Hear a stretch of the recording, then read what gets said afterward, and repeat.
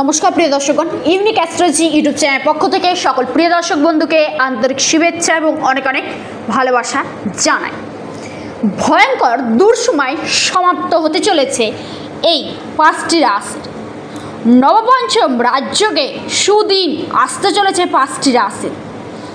সেই 5টি রাশি কোন কোন রাশি তা আমি আজকের ভিডিওতে বিস্তারিতভাবে আলোচনা করব এবং তাদের জন্য এই যে ভয়ঙ্কর দুঃসময়গুলি সমাপ্ত হচ্ছে কি কারণে হচ্ছে এবং এই নবপঞ্চম রাজ্যটি কোন কোন গ্রহ মিলে তৈরি করছে এবং কোন সেই 5টি রাশি যাদের সুদিন আসতে চলেছে, কবে থেকে শুরু হচ্ছে, কতদিন থাকবে, বিস্তারিতভাবে আজকের ভিডিওতেই আলোচনা করব। তো আর দেরি না করে ভিডিওটি শুরু করা যাক। তার আগে যে একটি অনুরোধ করব, যারা নতুন রয়েছেন ইউনিক অ্যাস্ট্রোলজি ইউটিউব চ্যানেলটিকে সাবস্ক্রাইব করুন, ভিডিওটিকে লাইক করুন এবং প্রচুর পরিমাণে শেয়ার করুন, যাতে প্রত্যেকেই ভিডিওটি দেখার সুযোগ পেয়ে উপকৃত হয়ে থাকে। এবং যারা নতুন রয়েছেন তাদের কাছে ছোট্ট একটি অনুরোধ, অবশ্যই চ্যানেলটিকে সাবস্ক্রাইব করে প্রচুর পরিমাণে ভিডিওগুলিকে শেয়ার করুন এবং পাশে থাকা বেল আইকনটি অল করে রাখুন, যাতে প্রতিনিয়ত ভিডিওগুলি দেখার সুযোগ পেয়ে উপকৃত হয়ে থাকেন। যারা আমার সাথে অনলাইন কনসালটেন্সি করতে ইচ্ছুক রয়েছেন, অর্থাৎ হস্তরেখা, কুষ্টি বিচার, জ্যোতিষ বিচার করতে ইচ্ছুক রয়েছেন, তারা ইমিডিয়েট স্ক্রিনে দেওয়া হোয়াটসঅ্যাপ বুকিং নাম্বারটিতে যোগাযোগ করুন। নাম্বারটি হলো 9475630334। এটি বুকিং নাম্বার। বুকিং করার পর আপনারা আমার সাথে অনলাইনে কথা বলার সুযোগ পাবেন এবং নিজস্ব যাবতীয় যে সমস্যাগুলি রয়েছে সেই সমস্যা নিয়ে আলোচনার জন্য অবশ্যই হোয়াটসঅ্যাপে আপনারা মেসেজ করুন। এই নবপঞ্চম রাজ্যটি চন্দ্র এবং দেবগুরু বৃহস্পতি দুইটি গ্রহ মিলে কিন্তু এই নবপঞ্চম রাজ্যটি তৈরি হচ্ছে। বর্তমানে চন্দ্র কন্যা রাশিতে অবস্থান করতে চলেছে 25শে নভেম্বর, অর্থাৎ আজ চন্দ্র কন্যা রাশিতে প্রবেশ করবে এবং দেবগুরু বৃহস্পতি অলরেডি বৃষ রাশিতে রয়েছেন। এবং এই যে বৃষ রাশিতে দেবগুরু বৃহস্পতির অবস্থান বকরি অবস্থায় এবং চন্দ্রের মার্গে চন্দ্র অলরেডি আপনাদের কন্যা রাশিতে প্রবেশ করেছে।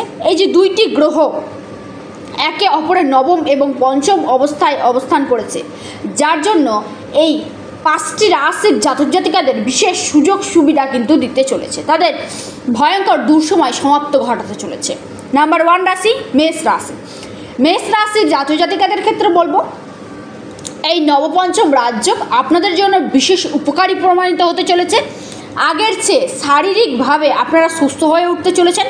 ছোটোখাটো সমস্যা আসতে চলেছে, তবে আপনাদের শারীরিক দিক থেকে সম্পূর্ণ সুস্থ কিন্তু থাকতে চলেছেন। আপনি নতুন বিনিয়োগের সুযোগ পেতে চলেছেন, অফার পাবেন। প্রতিটি বিনিয়োগের ক্ষেত্রে অবশ্যই পর্যবেক্ষণ করবেন, পর্যালোচনা করবেন, তারপর বিনিয়োগ করবেন। কারণ আপনি যতটা আলোচনার পর বিনিয়োগটা করবেন সেক্ষেত্রে আপনার আর্থিক লস এর জায়গাটা কিন্তু অনেকটাই কম থাকবে। বন্ধু বান্ধবীদের সহযোগিতা পেতে চলেছেন আপনি যদি মেষ রাশি হয়ে থাকেন। আপনার ক্ষেত্রে যারা প্রতিযোগিতামূলক পরীক্ষাগুলির জন্য অংশগ্রহণ করতে চলেছেন বা প্রস্তুতি নিচ্ছেন, তাদের ক্ষেত্রে বলবো আপনাদের রেজাল্ট ভালো হতে চলেছে। অন্যদের সাহায্য করার জন্য সর্বদা আপনারা উপস্থিত থাকবেন।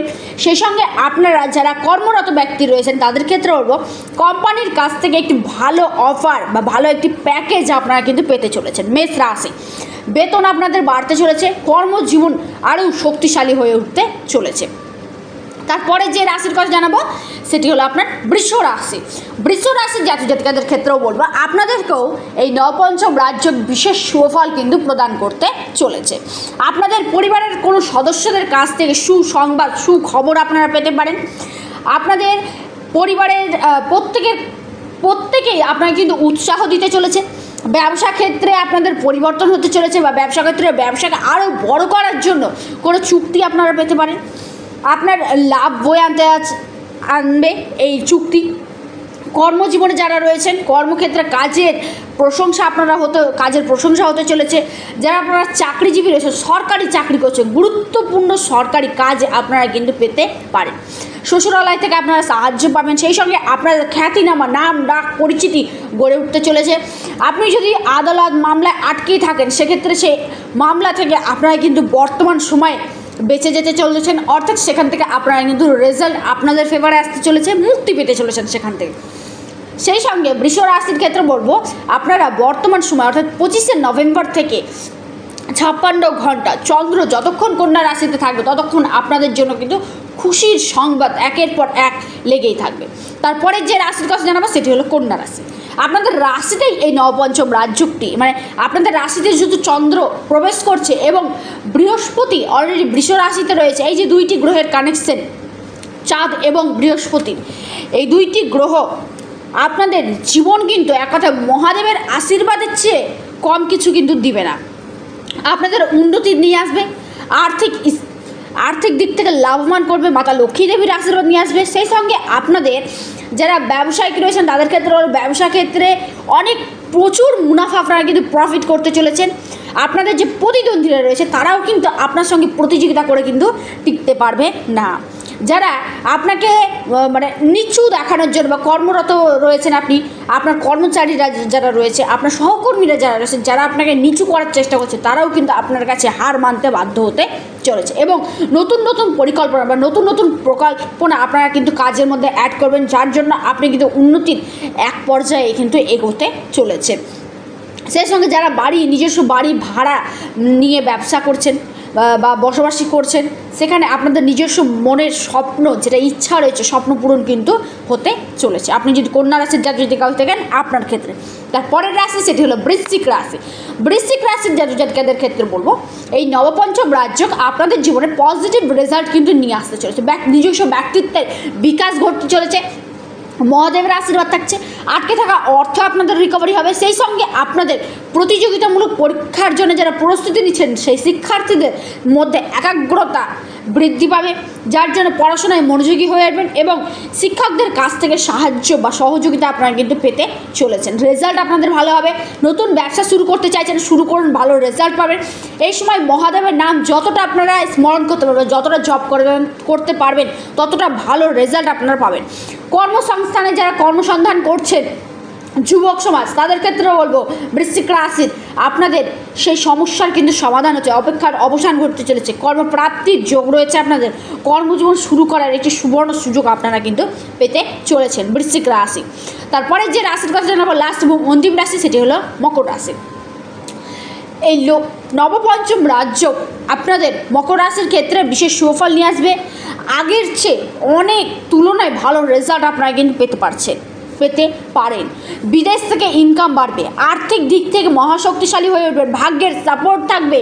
সেই সঙ্গে সুখবর আসতে চলেছে আপনাদের গুরুজনদের কাছ থেকে আশীর্বাদ এবং কঠোর পরিশ্রমে আপনার আগামী দিন আরও কিছু মূল্যবান জিনিস বা মূল্যবান সম্পত্তি প্রপার্টি ক্রয়ের যোগ কিন্তু নিয়ে আসতে চলেছে।